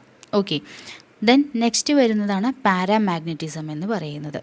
എന്താണ് പാരാമാഗ്നറ്റിസം എന്ന് പറഞ്ഞു കഴിഞ്ഞാൽ, അൺപെയ്ഡ് ആയിട്ട് ഉള്ള ഇലക്ട്രോൺസ് ഉള്ളവരാണ് ഈ പറയുന്ന മാഗ്നറ്റിക് മെറ്റീരിയൽസ് എന്ന് പറയുന്നത്. അൺപെയ്ഡ് ആയിട്ടുള്ള ഇലക്ട്രോൺസ് ഉണ്ടായിരിക്കും. ഡയാമാഗ്നറ്റിക്സിൽ എന്താണ്, അൺപെയ്ഡ് ആയിട്ടുള്ള ഇലക്ട്രോൺസ് ഇല്ല എന്ന് പറഞ്ഞു. അതുകൊണ്ട് തന്നെ അവിടെ യാതൊരു തരത്തിലുള്ള ഇൻട്രാക്ഷൻസും ഇല്ല. പക്ഷേ ഇവിടെ അൺപെയ്ഡ് ആയിട്ടുള്ള ഇലക്ട്രോൺസ് ഉണ്ട്. അവർ വീക്കിലി തന്നെയാണ് റിപ്പൽ ചെയ്യുന്നത്. But they have net dipole moment. Weekly ripple ചെയ്യുന്നു എന്തെങ്കിലും പോലും അവർക്ക് എന്താണ്, അവിടെ അൺപെയ്ഡ് ഇലക്ട്രോൺ ഉള്ളത് കൊണ്ട് തന്നെ അവിടെ ഒരു നെറ്റ് ഡൈപോൾ മൊമെൻറ്റ് ഉണ്ട് എന്ന് പറയാൻ സാധിക്കും. പെയർ ചെയ്താലും എന്താണ്, ഒരെണ്ണമൊക്കെ അൺപെയ്ഡ് ആയിട്ട് കാണപ്പെടുന്നു. So as compared to diamagnetic materials, repelling എന്ന് പറയുന്നത് കുറച്ച് കുറവായിരിക്കും. ഓക്കെ, ഇവയെ നമ്മൾ യൂണിഫോം മാഗ്നറ്റിക് ഫീൽഡിൽ വെച്ച് കഴിഞ്ഞാൽ parallel to the direction of magnetic field, പാരലായിട്ടാണ് ഈ പറയുന്ന മാഗ്നറ്റിക് ഫീൽഡിൻ്റെ ഡയറക്ഷൻ ഉണ്ടാവുന്നത്. ഓർത്ത് വയ്ക്കുക, ഡയാമാഗ്നറ്റിക്സ് ആണെന്ന് എന്താ പറഞ്ഞത്, യൂണിഫോമിൽ വെച്ച് കഴിഞ്ഞാൽ പെർപെൻഡിക്കുലർ ആണെന്ന് പറഞ്ഞു. പാരാമാഗ്നറ്റിക്സ് ആണെന്ന് വെച്ചാൽ അവരെന്താണ്, പാരലലാണ്. Okay, to the direction of magnetic field. Non യൂണിഫോമിൽ വെച്ച് കഴിഞ്ഞാൽ ഡയാമാഗ്നറ്റിസം പറഞ്ഞ പോലെയല്ല, ഓപ്പോസിറ്റാണ്. വീക്കർ സെക്ഷനിൽ നിന്നും സ്ട്രോങ്ങർ സെക്ഷനിലേക്കാണ് ഈ പറയുന്ന മെറ്റീരിയൽസിൻ്റെ ട്രാൻസ്ഫറിംഗ് എന്ന് പറഞ്ഞത്. ഡയാമാഗ്നറ്റിസത്തിൽ സ്ട്രോങ്ങർ ടു വീക്കറാണ്. പാരാമാഗ്നറ്റിസം ആകുമ്പോൾ എന്താണ്, വീക്കർ ടു സ്ട്രോങ്ങറിലേക്കാണ് മെറ്റീരിയൽസിൻ്റെ ട്രാൻസ്ഫർ നടക്കുന്നത്. Both magnetic and paramagnetic materials field remove ചെയ്ത് കഴിഞ്ഞാൽ അവിടെ മാഗ്നറ്റൈസേഷൻ എന്ന് പറയുന്നത് സ്റ്റോപ്പായി പോകുന്നു. ഓക്കെ, അതൊന്ന് ഓർത്ത് വയ്ക്കുക കേട്ടോ. അതായത് magnetisation is 0 when field is removed. അത് ഡയാമാഗ്നറ്റിക് മെറ്റീരിയലിൻ്റെ കേസിലും അങ്ങനെ തന്നെയാണ് കേട്ടോ. മാഗ്നറ്റൈസേഷൻ എന്ന് പറയുന്നത് അവിടുത്തെ ഫീൽഡ് റിമൂവ് ചെയ്യപ്പെട്ട് കഴിഞ്ഞാൽ അവിടെ സ്റ്റോപ്പ് ആവുന്നു. സോ വാല്യൂ എന്ന് പറയുന്നത് 0 ആയിട്ട് പോകുന്നു. In the presence of magnetic field, പാരാമാഗ്നറ്റിക്കിൻ്റെ കേസിൽ മാഗ്നറ്റൈസേഷനും അതേപോലെ സസെപ്റ്റിബിലിറ്റിയും എങ്ങനെയാണ്, പോസിറ്റീവാണ്. ഓക്കെ, ഡയാമാഗ്നറ്റിസത്തിൽ നെഗറ്റീവായിരുന്നു രണ്ടും, ഇവിടെ രണ്ടും പോസിറ്റീവാണ്. ഓക്കെ ആണല്ലോ. ദെൻ ലാസ്റ്റ് ക്ലാസിഫിക്കേഷനാണ് ഫെറോ മാഗ്നറ്റിസം എന്ന് പറയുന്നത്. ഇവർക്ക് എങ്ങനെയാണെന്ന് വെച്ച് കഴിഞ്ഞാൽ വളരെ സ്ട്രോങ് ആയിട്ടുള്ള ഇൻട്രാക്ഷനാണ് ഈ ഫെറോ മാഗ്നറ്റിസത്തിൽ സംഭവിക്കുന്നത്. എല്ലാ ലൈൻസും മാഗ്നറ്റിന് ഉള്ളിലൂടെയാണ് കടന്നു പോകുന്നത് ഫെറോ മാഗ്നറ്റിക്കിൻ്റെ കേസിൽ. മറ്റത് രണ്ടിൽ നിന്നും ഡിഫറെൻ്റ് ആയിട്ടുള്ളതാണ്. ഇത് വളരെ സ്ട്രോങ് ആയിട്ടുള്ള ഇൻട്രാക്ഷൻസ് ആണ്. എല്ലാ ലൈൻസും എന്ത് ചെയ്യുന്നു, മാഗ്നറ്റിൻ്റെ ഉള്ളിലൂടെ കടന്നു പോകുന്നു. ഓക്കെ, ഇവരെ നമ്മൾ യൂണിഫോം ഫീൽഡിൽ വെച്ച് കഴിഞ്ഞാൽ parallel to the direction of magnetic field. പാരാമാഗ്നറ്റിസത്തിൽ പറഞ്ഞ പോലെ തന്നെ അവരെന്തായിരിക്കും, parallel to the direction of magnetic field. അപ്പോൾ ഓർത്ത് വയ്ക്കുക, ഡയാമാഗ്നറ്റിസം മാത്രമാണ് എന്തുള്ളത്, യൂണിഫോം ഫീൽഡിൽ വെച്ച് കഴിഞ്ഞാൽ പെർപെൻഡിക്കുലറായിട്ട് നിൽക്കുന്നത്. ബാക്കി രണ്ടും എങ്ങനെയാണ്, parallel to the magnetic field. And also non uniform ഫീൽഡിൽ വെച്ച് കഴിഞ്ഞാൽ പാരാമാഗ്നറ്റിസത്തിൽ പറഞ്ഞ പോലെ തന്നെ എങ്ങനെയാണ്, വീക്കർ ടു സ്ട്രോങ്ങർ ഫീൽഡിലെ സൈഡിലേക്കാണ് എന്ത് സംഭവിക്കുന്നത്, മെറ്റീരിയൽസിൻ്റെ ട്രാൻസ്ഫറിങ് നടക്കുന്നത്. ഓക്കെ, ഇവിടുത്തെ സസെപ്റ്റിബിലിറ്റി എന്ന് പറയുന്നത് സസെപ്റ്റിബിലിറ്റി എന്താണെന്ന് ഞാൻ പറയാം കേട്ടോ. അതെന്ന് പറയുന്നത് അതിന് നമ്മൾ കൈ എന്നുള്ളൊരു ലെറ്റർ വെച്ചിട്ടാണ്, അത് എക്സ് പോലെ ഇരിക്കും, അങ്ങനെയാണ് സൂചിപ്പിക്കുന്നത്. It is proportional to 1/. Temperature ആയിരിക്കും എന്ന് ഓർത്ത് വയ്ക്കുക. ഫെറോ മാഗ്നറ്റിക്കിൻ്റെ കേസിൽ, അതായത് സ്ട്രോങ് അലൈൻമെൻറ്റ് ആയതുകൊണ്ട് തന്നെ ഫീൽഡ് റിമൂവ് ചെയ്താലും ആ ഒരു മാഗ്നറ്റിക് പ്രോപ്പർട്ടി കാണിക്കുന്നു ഫെറോ മാഗ്നറ്റിക്കിൻ്റെ കേസസിൽ. ഓക്കെ, ഇതിൽ പറയുന്ന വേറൊരു ടേമാണ് ക്യൂരീസ് ടെമ്പറേച്ചർ എന്ന് പറയുന്നത്. ഇതൊക്കെ ഞാൻ ഇതിൽ എഴുതാൻ വിട്ടുപോയതാണ്, നിങ്ങളൊന്ന് കൂട്ടിച്ചേർത്തോളൂ കേട്ടോ. ക്യൂരീസ് ടെമ്പറേച്ചർ എന്ന് പറയുന്നത്, അതായത് കൈ ഈസ് ഈക്വൽ ടു 1/T ആണെന്ന് പറഞ്ഞു അല്ലേ. ടെമ്പറേച്ചർ കൂട്ടി കൊടുക്കുമ്പോൾ ഇവരുടെ സസെപ്റ്റിബിലിറ്റി കുറയാൻ തുടങ്ങും. അങ്ങനെ കുറഞ്ഞിട്ട് ലാസ്റ്റ് ഇവരെന്താണ്, ഒരു പെർട്ടിക്കുലർ ടെമ്പറേച്ചറിൽ എത്തിയാൽ അവരുടെ പാരാമാഗ്നറ്റിക് സബ്സ്റ്റൻസ് ആയിട്ടുള്ള ആ ഒരു പ്രോപ്പർട്ടിയിലേക്ക് ഇവർ മാറുന്നു. ആ പെർട്ടിക്കുലർ ടെമ്പറേച്ചറിനെയാണ് നമ്മളെന്ത് പറയുന്നത്, ക്യൂരീസ് ടെമ്പറേച്ചർ എന്ന് പറയുന്നത്. ഓക്കെ, എന്താ പറഞ്ഞത്, ടെമ്പറേച്ചർ കൂട്ടിക്കൊടുക്കുമ്പോൾ ഇവരുടെ എന്താണ്, സസെപ്റ്റിബിലിറ്റി കുറയാൻ തുടങ്ങും. അതായത് ഇൻവേഴ്സ്ലി പ്രൊപ്പോർഷണൽ ആണ് അല്ലേ. Susceptibility is inversely proportional to temperature. അതുകൊണ്ട് തന്നെ ടെമ്പറേച്ചർ കൂട്ടിക്കൊടുക്കുമ്പോൾ സസെപ്റ്റിബിലിറ്റി കുറയുന്നു. അങ്ങനെ കുറഞ്ഞ് ലാസ്റ്റ് ഒരു പെർട്ടിക്കുലർ ടെമ്പറേച്ചറിലെത്തുമ്പോൾ അവരെന്ത് ചെയ്യുന്നു, ഈ പറയുന്ന ഫെറോ മാഗ്നറ്റിക്സ് എന്ത് ചെയ്യുന്നു, പാരാമാഗ്നറ്റിക് പ്രോപ്പർട്ടീസിലേക്ക് മാറുന്നു. ആ ഒരു പ്രോപ്പർട്ടി കാണിക്കാൻ തുടങ്ങുന്നു. ആ പെർട്ടിക്കുലർ ടെമ്പറേച്ചറാണ് ക്യൂരീസ് ടെമ്പറേച്ചർ എന്ന് പറയുന്നത്. ഓക്കെ, അത് ഓരോന്നിലും ഓരോ വാല്യൂ ആണ്. കൊബാൾട്ടിലൊക്കെയാണ് വെച്ചാൽ 1423 ആ ഒരു ക്യൂരീസ് ടെമ്പറേച്ചറിൻ്റെ വാല്യൂ എന്ന് പറയുന്നത്. Fe ആണെന്നുണ്ടെങ്കിൽ 1043, അതുപോലെ Ni ഒക്കെയാണ് വെച്ചാൽ 1394 അതിൻ്റെ വാല്യൂ എന്ന് പറയുന്നത്. ഓക്കെ, അതൊന്ന് ഓർത്ത് വയ്ക്കുക കേട്ടോ. ഞാനിവിടെ എഴുതാൻ വിട്ടുപോയതാണ്, എന്നാലും ജസ്റ്റ് ഒന്ന് ഓർത്ത് വയ്ക്കുക. അപ്പോൾ നമ്മൾ പാരാമാഗ്നറ്റിക് എന്താണ്, ഫെറോ മാഗ്നറ്റിക് എന്താണ്, ഡയാമാഗ്നറ്റിക് എന്താണെന്നൊക്കെ പഠിച്ചു, മാഗ്നറ്റൈസേഷനും പഠിച്ചു. ഇനി നമ്മൾ ഇത്ര നേരം മാഗ്നറ്റിക് സസെപ്റ്റിബിലിറ്റി എന്താണെന്നാണ് പറയാൻ പോകുന്നത്. കുറേ നേരം മാഗ്നറ്റിക് സസെപ്റ്റിബിലിറ്റി എന്ന് പറയുന്നു അല്ലേ. എന്താണത് പറഞ്ഞു കഴിഞ്ഞാൽ, നമ്മൾ കയ്യിൽ നിന്നുള്ള ലെറ്റർ കൊണ്ടാണ് സൂചിപ്പിക്കുക എന്ന് പറഞ്ഞു. It is defined as the ratio of magnetization to the magnetic field intensity. എത്ര എളുപ്പത്തിൽ ഒരു സബ്സ്റ്റൻസ് മാഗ്നറ്റൈസ്ഡ് ആകുന്നു, അതിൻ്റെ റേഷ്യോ ആണ് ഈ പറയുന്ന മാഗ്നറ്റിക് സസെപ്റ്റിബിലിറ്റി എന്ന് പറയുന്നത്. ഓക്കെ, കൈ ഈസ് ഈക്വൽ ടു M/H എന്നാണ് അതിൻ്റെ ഈക്വേഷൻ വരുന്നത്. ഒന്ന് ഓർത്ത് വയ്ക്കുക കേട്ടോ. It shows how easily A substance can be magnetised. എത്ര ഈസി ആയിട്ട് ഒരു സബ്സ്റ്റൻസ് മാഗ്നറ്റൈസ്ഡ് ആവുന്നു, അതാണ് മാഗ്നറ്റിക് സസെപ്റ്റിബിലിറ്റി. ദെൻ അടുത്ത് വരുന്നൊരു ടേമാണ് സ്റ്റാറ്റിക് ഇലക്ട്രിസിറ്റി എന്ന് പറയുന്നത്. എന്താണ് സ്റ്റാറ്റിക് ഇലക്ട്രിസിറ്റി എന്ന് പറഞ്ഞു കഴിഞ്ഞാൽ, നമ്മൾ ചെറിയ ക്ലാസ് മുതലൊക്കെ പഠിച്ചിട്ടുള്ള കാര്യമാണ്. എന്താണ് ചാർജിങ് ബൈ റബ്ബിങ്ങിലൂടെ എന്ത് ചെയ്യുന്നു, ചാർജ്ഡ് ആക്കുന്നു. ഒരു ചാർജ്ഡ് പാർട്ടിക്കിൾസിനെ, അതായത് ഇപ്പോൾ നമ്മൾ ചെറിയ ക്ലാസ്സിലൊക്കെ പഠിച്ചിട്ടുണ്ട്, ഈ സ്കെയിലിനെ നമ്മൾ എന്ത് ചെയ്യുന്നു, തലയിൽ ഉരസിക്കഴിഞ്ഞാൽ നന്നായിട്ട് റബ്ബ് ചെയ്ത് കഴിഞ്ഞാൽ എന്താണ്, കുറച്ച് കഴിഞ്ഞിട്ട് നമ്മൾ നന്നായിട്ട് റബ്ബ് ചെയ്തതിന് ശേഷം ഒരു പേപ്പർ കഷ്ണത്തിന് മുകളിൽ വയ്ക്കുമ്പോൾ എന്താണ്, ആ ഒരു പേപ്പർ കഷ്ണത്തിന് എന്ത് സംഭവിക്കുന്നു, ഈ പറയുന്ന സ്കെയിലിലേക്ക് അട്രാക്റ്റ് ചെയ്യുന്നു അല്ലേ. അതുതന്നെയാണ് ഈ സ്റ്റാറ്റിക് ഇലക്ട്രിസിറ്റിയുടെ കേസിൽ പറയുന്ന എക്സാമ്പിളായിട്ട്. അതായത് ഒരു ചാർജ്ഡ് പാർട്ടിക്കിൾസിനെ റബ്ബ് ചെയ്ത് കഴിഞ്ഞാൽ അവിടെ ഒരു അട്രാക്റ്റീവ് ഫോഴ്സ് ജനറേറ്റ് ചെയ്യുന്നു, അതായത് ഒരു കറൻറ്റ് അവിടെ പ്രൊഡ്യൂസ് ചെയ്യുന്നു അല്ലേ. അപ്പോൾ ഒരു മെറ്റീരിയലിനെ, അതായത് ഇപ്പോൾ നമ്മൾ ഡെഫിനിഷൻ പോലെ പറയുമ്പോൾ എങ്ങനെയാണ്, ഒരു മെറ്റീരിയലിൻ്റെ സർഫസിൽ റബ്ബ് ചെയ്യുന്നതിൻ്റെ ഫലമായിട്ട് ഇലക്ട്രിക് ചാർജ് പ്രൊഡ്യൂസ് ചെയ്യുന്നു. ഈ ചാർജസിന് മൂവ് ചെയ്യാൻ പറ്റില്ല. അത്തരത്തിലുള്ളതാണ് സ്റ്റാറ്റിക് ഇലക്ട്രിസിറ്റി എന്ന് പറയുന്നത്. സ്റ്റാറ്റിക്, അതായത് സ്റ്റേ ആയിട്ട് നിൽക്കുക, അവർക്ക് മൂവ് ചെയ്യാൻ പറ്റില്ല. അപ്പോൾ അത്തരത്തിലൊരു മെറ്റീരിയൽസിൻ്റെ സർഫസിൽ റബ്ബ് ചെയ്യുന്നതിൻ്റെ ഫലമായിട്ട് അവിടെ ഇലക്ട്രിക് ചാർജ് പ്രൊഡ്യൂസ് ചെയ്യുന്നു. അതാണ് ഇലക്ട്രിസിറ്റി, അതായത് സ്റ്റാറ്റിക് ഇലക്ട്രിസിറ്റി എന്ന് പറയുമ്പോൾ അവർക്ക് അവിടെ മൂവ് ചെയ്യാനുള്ള ഒരു സ്വാതന്ത്ര്യം ഉണ്ടാവില്ല. Charge do not move, hence it is called static electricity. അവിടെ യാതൊരു തരത്തിലുള്ള മൂവ്മെൻറ്റും ഉണ്ടാവില്ല. അതുകൊണ്ടാണ് അതിനെ സ്റ്റാറ്റിക് ഇലക്ട്രിസിറ്റി എന്ന് പറയുന്നത്. ഓക്കെ, അതിൻ്റെ പ്രോപ്പർട്ടീസായിട്ട് നമുക്ക് എന്ത് പറയാൻ പറ്റും, അതായത് charged surface has electrical potential of energy. ആ ചാർജ്ഡ് ആയിട്ടുള്ള സർഫസിന് ഇലക്ട്രിക്കൽ പൊട്ടൻഷ്യൽ ഉണ്ടായിരിക്കും, അതായത് വോൾട്ടേജ്. പിന്നെ അതുപോലെ ആ സർഫസിന് can produce kinetic energy also. Okay, എക്സാമ്പിളായിട്ട് നമ്മൾ ഈ പറഞ്ഞ പോലെ combing hair charges the comb in the same way, rubbing glass with silk, അതൊക്കെ നമുക്ക് എക്സാമ്പിളായിട്ട് പറയാൻ സാധിക്കും. ഓക്കെ, ദെൻ അടുത്ത് വരുന്നൊരു ടേമാണ് ഇലക്ട്രോസ്കോപ്പ് എന്ന് പറയുന്നത്. എന്താണ് ഒരു ഇലക്ട്രോസ്കോപ്പ് എന്ന് പറഞ്ഞു കഴിഞ്ഞാൽ, ചാർജിൻ്റെ പ്രസൻസ് കണ്ടെത്താൻ യൂസ് ചെയ്യുന്ന ഒരു instrument, and also used to detect the nature of charge. ചാർജിൻ്റെ പ്രസൻസ് കണ്ടെത്താനും അതുപോലെ ആ ഒരു ചാർജിൻ്റെ നേച്ചർ ഡിറ്റക്റ്റ് ചെയ്യാനും വേണ്ടിയിട്ട് യൂസ് ചെയ്യുന്ന ഒരു ഇൻസ്ട്രുമെൻ്റാണ് എന്ത് ഇലക്ട്രോസ്കോപ്പ് എന്ന് പറയുന്നത്. Okay, instrument used to detect the presence of charge and the nature of charge of an object.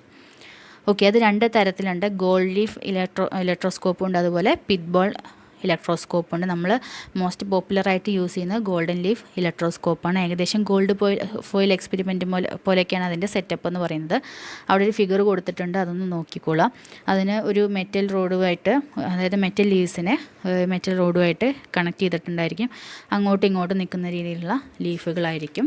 Then ഇതാണ് അതിൻ്റെ ഒരു സെറ്റപ്പ് എന്ന് പറയുന്നത്. അതിന് പ്രിൻസിപ്പിൾ എന്ന് പറയുന്നത്, അതായത് ഈ ഒരു ഇലക്ട്രോസ്കോപ്പ് വർക്ക് ചെയ്യുന്നതിൻ്റെ പ്രിൻസിപ്പിൾ എന്ന് പറഞ്ഞാൽ ഇലക്ട്രോസ്റ്റാറ്റിക് ഇൻഡക്ഷനാണ്. അതായത് അതിലൂടെ കറൻറ്റ് പാസ് ചെയ്യുമ്പോൾ എന്താണ് ഗോൾഡൻ ലീഫിൽ വരുന്ന ഡിഫ്ലക്ഷൻ നോക്കിയാൽ ചാർജിൻ്റെ നേച്ചറും പ്രസൻസും ഒക്കെ നമുക്ക് പറയാനായിട്ട് സാധിക്കും. ഓക്കെ, പരസ്പരം ടച്ച് ചെയ്യാതെ തന്നെയാണ് നമുക്കിവിടെ ചാർജ് ചെയ്യിക്കാനായിട്ട് സാധിക്കും. Electroscope can be charged without touching it to a charged object. Touch ചെയ്യാതെ തന്നെ എന്ത് ചെയ്യാൻ പറ്റും, അവരിലൊരു ചാർജ് ജനറേറ്റ് ചെയ്യാനായിട്ട് നമുക്ക് സാധിക്കും.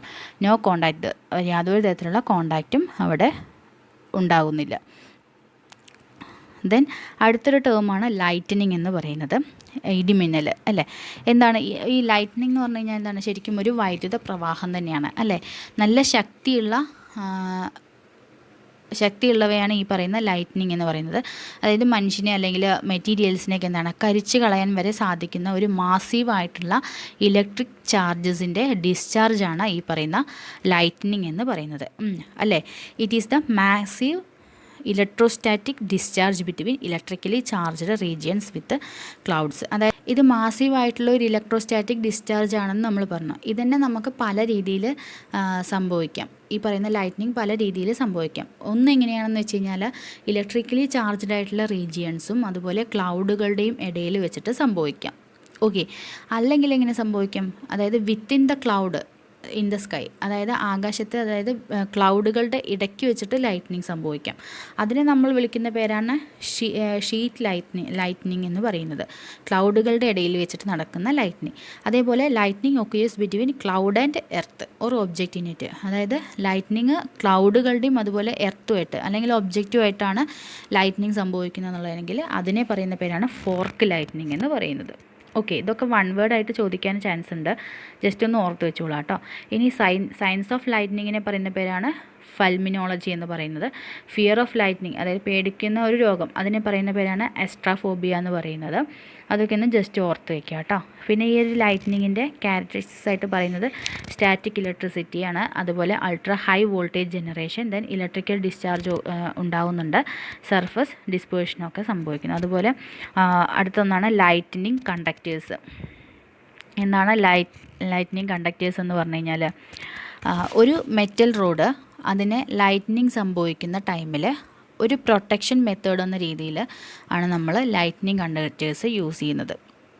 എന്താ പറയുന്നത്, ഒരു മെറ്റൽ റോഡ് അതിനെ ലൈറ്റ്നിങ് സംഭവിക്കുന്ന ടൈമിൽ എന്ത് ചെയ്യുന്നു, അതിനെ പ്രൊട്ടക്റ്റ് ചെയ്യാൻ തരത്തിൽ നമ്മൾ യൂസ് ചെയ്യുന്ന ഒരു സെറ്റപ്പാണ് ലൈറ്റ്നിങ് കണ്ടക്ടേഴ്സ് എന്ന് പറയുന്നത്. It is a metal rod mounted on a structure intended to protect the structure from the lightning strike. ഒരു മെറ്റൽ റോഡ് വെച്ചിട്ട് മൗണ്ട് ചെയ്യുക ഒരു സ്ട്രക്ചറിനെ. എന്തിനു വേണ്ടിയിട്ട്, ആ സ്ട്രക്ചറിനെ മെറ്റൽ റോഡ് വെച്ച് മൗണ്ട് ചെയ്യുന്നത് എന്തിനു വേണ്ടിയിട്ടാണ്, ഒരു ഇലക്ട്രോ പ്ലേറ്റിംഗ് നമ്മൾ പഠിച്ചിട്ടുണ്ട്, മുന്നേ ഒരു ചാപ്റ്ററിൽ പഠിച്ചിരുന്നു ഇലക്ട്രോ പ്ലേറ്റിംഗ് അല്ലേ. അതായത് നമ്മൾ അല്ലെങ്കിൽ കൊറോഷൻ്റെ ഭാഗത്ത് നമ്മൾ പറഞ്ഞു, ഗാൽവനൈസേഷൻ പ്രോസസ്സിലൊക്കെ പറഞ്ഞിരുന്നു, ഒരാളെ പ്രൊട്ടക്റ്റ് ചെയ്യാൻ വേണ്ടിയിട്ട് എന്ത് ചെയ്യുന്നു, മറ്റാളെ കൊണ്ട് അയാളെ മൗണ്ട് ചെയ്യപ്പെടുന്നു അല്ലേ.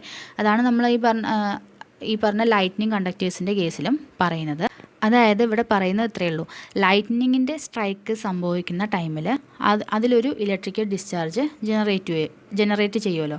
സോ ഈ ഇലക്ട്രിക്കൽ ഡിസ്ചാർജ് സ്ട്രക്ചറിൻ്റെ നോൺ കണ്ടക്റ്റിംഗ് പാർട്ടിലാണെങ്കിൽ അവരെ അവിടെ നിന്നും നന്നായി ഫ്ലോ ചെയ്യാൻ പറ്റുന്ന, അതായത് ലീസ്റ്റ് റെസിസ്റ്റൻസ് ആയ ഭാഗത്തേക്ക് അവരെ കടത്തിവിട്ട് കറൻറ്റിൻ്റെ എഫക്റ്റ് കുറയ്ക്കുക. അതാണ് ഈ പറയുന്ന ലൈറ്റ്നിങ് കണ്ടക്ടേഴ്സിൻ്റെ ഒരു യൂസേജ് എന്ന് പറയുന്നത്. അതായത് ലൈറ്റ്നിങ് മൂലം ഒരു സ്ട്രക്ചറിൽ വരുന്ന നാശത്തെ മെറ്റൽ റോഡ് വെച്ച് മൗണ്ട് ചെയ്ത് എന്ത് ചെയ്യുന്നു, അതിനെ പ്രൊട്ടക്റ്റ് ചെയ്യുന്നു. ഓക്കെ, അപ്പോൾ ഇവിടെ ശരിക്കും ഡാമേജ് സംഭവിക്കുന്നതായിരിക്കാണ് മെറ്റൽ റോഡിനാണ് സംഭവിക്കുന്നത് അല്ലേ.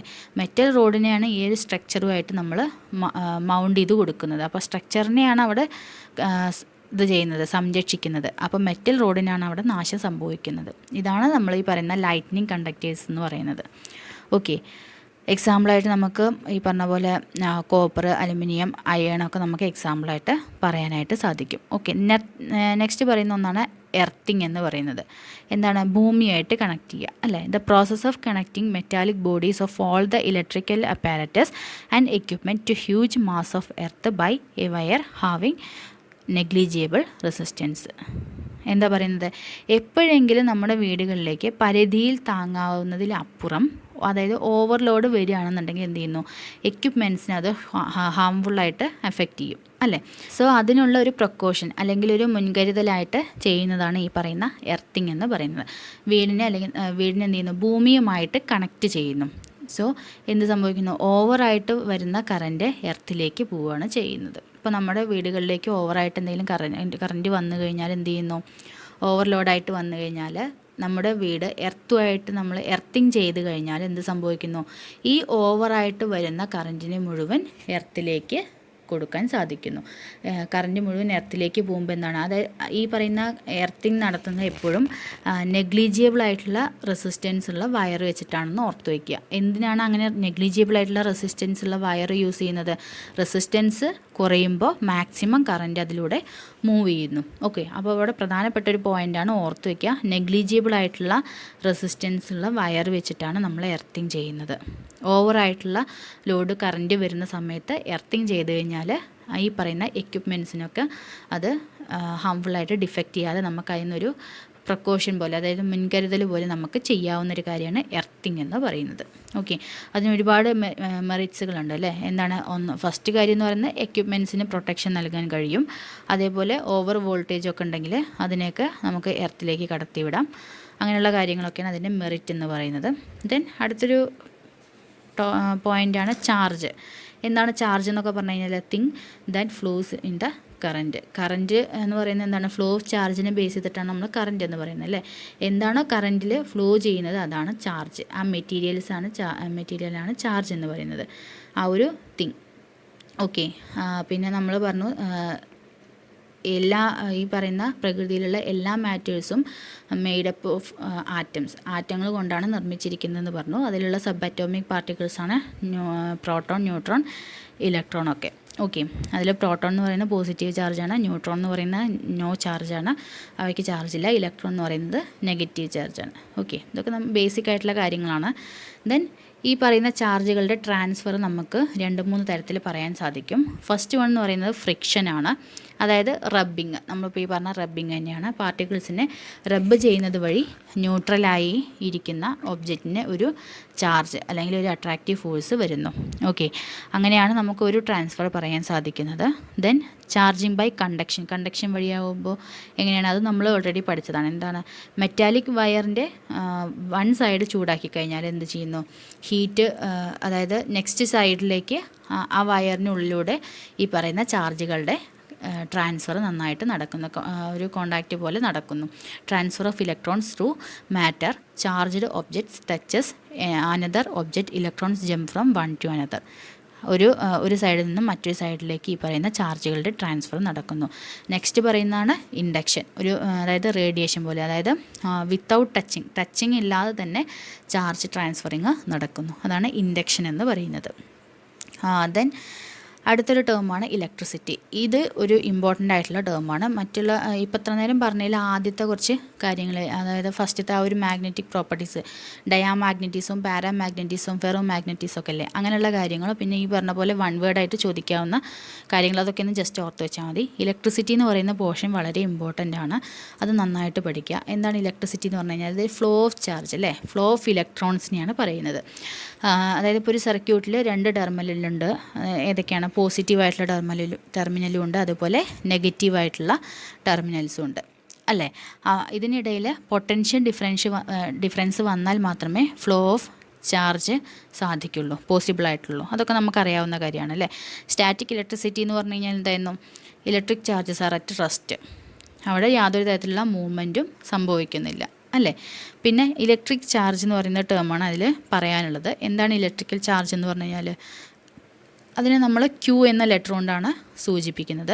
എന്താണ് ഇലക്ട്രിക്കൽ ചാർജ് എന്ന് പറഞ്ഞു കഴിഞ്ഞാൽ ഇലക്ട്രോൺസിൻ്റെ എണ്ണവും ഇലക്ട്രിക്കൽ ചാർജും തമ്മിലൊരു ബന്ധമുണ്ട് അല്ലേ. ബിക്കോസ് ചാർജ് എന്ന് പറഞ്ഞു കഴിഞ്ഞാൽ എന്താണ്, എത്രത്തോളം ഇലക്ട്രോൺസ് അതിലൂടെ ഫ്ലോ ചെയ്യുന്നു, മൂവ് ചെയ്യുന്നു എന്നാണ് പറയുന്നത്. ഇലക്ട്രിക്കൽ ചാർജിന് നമുക്ക് കൂളംബ് എന്ന് പറയുന്ന യൂണിറ്റാണ് പറയുന്നത്. ഒരു പ്രോട്ടോണിൻ്റെ ചാർജ് എന്ന് പറയുന്നത് 1.6 × 10⁻⁻19 കൂളംബാണ്. ഇതിനെ നമുക്ക് കണ്ടുപിടിക്കാൻ, അതായത് ഇലക്ട്രിക്കൽ ചാർജ് കണ്ടുപിടിക്കാനുള്ള ഒരു ഇക്വേഷനാണ് Q NE എന്ന് പറയുന്നത്. ഈ പറയുന്ന എത്രത്തോളം ഇലക്ട്രോൺസ് അതിലൂടെ ഫ്ലോ ചെയ്തു അതൊക്കെയാണ് അവിടെ കണ്ടുപിടിക്കുന്നത്. അതിൽ Q എന്ന് പറയുന്നത് ചാർജ് ഇൻ കൂളംബാണ്, N എന്ന് പറയുന്നത് നമ്പർ ഓഫ് ഇലക്ട്രോൺ ആണ്, E ഓഫ് 1 ഇലക്ട്രോൺ, ഒരു ഇലക്ട്രോണിൻ്റെ ചാർജ് എന്ന് പറയുന്നത് എത്രയാണ്, 1.6 × 10⁻⁻19 കൂളംബ്. അതൊന്ന് ഓർത്ത് വയ്ക്കുക കേട്ടോ. ഒരു ഇലക്ട്രോണിൻ്റെ charge of 1 electron is equal to 1.6 × 10⁻⁻19 coulomb. ഇത് എക്സാമിൻ്റെ ടൈമിലൊക്കെ ചോദിക്കാൻ ചാൻസ് ഉണ്ട്, അതായത് പ്രോബ്ലംസ് സെക്ഷനിൽ നിന്നൊക്കെ ചോദിക്കാൻ ചാൻസ് ഉള്ളതാണ്. അതിന് നമുക്ക് 1 coulomb is equal to N × 1.6 × 10⁻⁻19 എന്ന് എഴുതാം. അതിൽ നിന്ന് നമ്പർ ഓഫ് ഇലക്ട്രോൺസ് എങ്ങനെ കണ്ടുപിടിക്കാൻ പറ്റും, 1 അതായത് ഒന്ന് റീഅറേഞ്ച് ചെയ്ത് എഴുതുക. 1 ഡിവൈഡഡ് ബൈ 1.6 × 10⁻⁻19 നമുക്ക് അപ്രോക്സിമേറ്റ്ലി എങ്ങനെ വാല്യൂ കിട്ടും, 6.25 × 10⁻8 ഇലക്ട്രോൺസ് എന്ന് ആൻസർ കിട്ടും. ഓക്കെ, ദെൻ അടുത്തൊരു ടേമാണ് ഇലക്ട്രിക്കൽ കറൻറ്റ് എന്ന് പറയുന്നത്. I എന്ന് ഡിനോട്ട് ചെയ്യും. എന്താണ് ഇലക്ട്രിക്കൽ കറൻറ്റ് എന്ന് പറഞ്ഞു കഴിഞ്ഞാൽ ചാർജുകൾ മൂവ് ചെയ്യുന്നതാണ് ഇവിടെ പറയുന്നത്. Movement of charges in a circuit, ഒരു സർക്യൂട്ടിലൂടെയുള്ള ചാർജുകളുടെ മൂവ്മെൻറ്റാണ് ഇലക്ട്രിക്കൽ കറൻറ്റ് എന്ന് പറയുന്നത്. It is the amount of charge flowing per second, ഒരു സെക്കൻഡിലൂടെ ചാർജ് ഫ്ലോ ചെയ്യുന്നതിൻ്റെ amount. I is equal to Q/T എന്നാണ് അതിൻ്റെ ഇക്വേഷൻ വരുന്നത്. നമ്മൾ അതിൻ്റെ യൂണിറ്റ് പറയുന്നത് ആംബിയറിലാണ്. ഓക്കെ, ദെൻ അടുത്ത് വരുന്നതാണ് അമ്മീറ്റർ. ഇലക്ട്രിക്കൽ കറൻറ്റിനെ ഒരു സർക്യൂട്ടിൽ മെഷർ ചെയ്യാൻ വേണ്ടിയിട്ട് യൂസ് ചെയ്യുന്ന ഒരു ഇൻസ്ട്രുമെൻ്റാണ് അമ്മീറ്റർ എന്ന് പറയുന്നത്. Use to measure the electrical current in a circuit.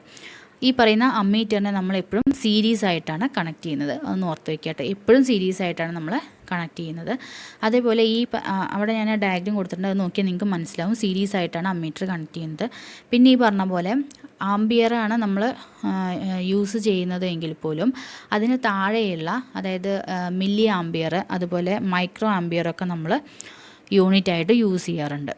Okay, അവയുടെ വാല്യൂ ഞാൻ അവിടെ കൊടുത്തിട്ടുണ്ട്. 1 മില്ലി ആംബിയർ എന്ന് പറയുന്നത് 10⁻³ ആംബിയറിന് ഈക്വലാണ്. 1 മൈക്രോ ആംബിയർ എന്ന് പറയുന്നത് 10⁻⁻6 ആംബിയറിന് ഈക്വലാണ്. പിന്നെ ഈ പറയുന്ന കറൻറ്റിൻ്റെ ഡയറക്ഷൻ എന്ന് പറയുന്നത് എപ്പോഴും is equal to opposite to the direction of flow of electrons. Electrons flow ചെയ്യുന്നതിൻ്റെ ഡയറക്ഷന് ഓപ്പോസിറ്റ് ആയിട്ടായിരിക്കും ഇങ്ങനെ എന്തുണ്ടാവുന്നത്, ഡയറക്ഷൻ ഓഫ് കറൻറ്റ് ഉണ്ടാവുന്നത്. ഓക്കെ ആണല്ലോ. ദെൻ അടുത്ത ടോപ്പിക്കാണ് ഇലക്ട്രിക് പൊട്ടൻഷ്യൽ എന്ന് പറയുന്നത്. എന്താണ് ഇലക്ട്രിക്കൽ പൊട്ടൻഷ്യൽ എന്ന് പറഞ്ഞു കഴിഞ്ഞാൽ, ഏതൊരു സർക്യൂട്ട് എടുത്താലും കറൻറ്റ് അതിലൂടെ മൂവ് ചെയ്യുന്നുണ്ടെങ്കിൽ അവിടെ നമുക്ക് എന്തുണ്ടാവും, പൊട്ടൻഷ്യൽ ഡിഫറൻസ് ഉണ്ട് നമുക്ക് പറയാൻ സാധിക്കും അല്ലേ. പൊട്ടൻഷ്യൽ ഡിഫറൻസ് ഉണ്ടായാൽ മാത്രമാണ് എന്തുണ്ടാവുന്നത്, ഒരു സർക്യൂട്ടിലൂടെ കറൻറ്റ് പാസ് ചെയ്യുന്നത്. ഇലക്ട്രിക്കൽ പൊട്ടൻഷ്യൽ നമുക്ക് സിമ്പിളായിട്ട് എങ്ങനെയോ ഡെഫിനേഷനായിട്ട് പറയാൻ പറ്റും. ഒരു പോസിറ്റീവ് ചാർജിന് ഇൻഫിനിറ്റിയിൽ നിന്ന് ഏറ്റവും ദൂരത്ത് നിന്ന്, ഇൻഫിനിറ്റി എന്ന് പറയുമ്പോൾ ഏറ്റവും ദൂരത്ത് നിന്ന് ഒരു പെർട്ടിക്കുലർ പോയിൻറ്റിലേക്ക് എത്തിക്കാൻ ആവശ്യമായിട്ട് വരുന്ന വർക്ക് ഡൺ, അതാണ് ഇലക്ട്രിക്കൽ പൊട്ടൻഷ്യൽ എന്ന് പറയുന്നത്. At A point in an electrical field is defined as the work done in moving a positive charge from infinity to that point. ഒരു പോസിറ്റീവായിട്ടുള്ള ചാർജിനെ ഇൻഫിനിറ്റിയിൽ നിന്നും പെർട്ടിക്കുലർ പോയിൻറ്റിലേക്ക് എത്തിക്കാൻ ആവശ്യമായിട്ടുള്ള വർക്ക് ഡൺ ആണ് എന്ത്, ഈ പറയുന്ന ഇലക്ട്രിക്കൽ പൊട്ടൻഷ്യൽ എന്ന് പറയുന്നത്. അതിൻ്റെ യൂണിറ്റ് എന്ന് പറയുന്നത് വോൾട്ടിലാണ് നമ്മൾ പറയുന്നത്. Difference between electrical potential of 2 points. അവിടുത്തെ ഇലക്ട്രിക്കൽ പൊട്ടൻഷ്യൽ നമുക്ക് എങ്ങനെ ഇക്വേഷനായിട്ട് എഴുതാൻ പറ്റും, potential difference is equal to work done divided by quantity of charge moved, V is equal to W/Q എന്ന് എഴുതാൻ പറ്റും. ഓക്കെ, ദെൻ ഇതിൽ വരുന്ന ഒരു ഇൻസ്ട്രുമെൻ്റാണ് വോൾട്ട് മീറ്റർ എന്ന് പറയുന്നത്. എന്താണ് volt meter? Instrument four using potential difference, potential difference measure ചെയ്യാനുള്ള ഒരു ഇൻസ്ട്രുമെൻ്റാണ് എന്ത്, വോൾട്ട് മീറ്റർ എന്ന് പറയുന്നത്.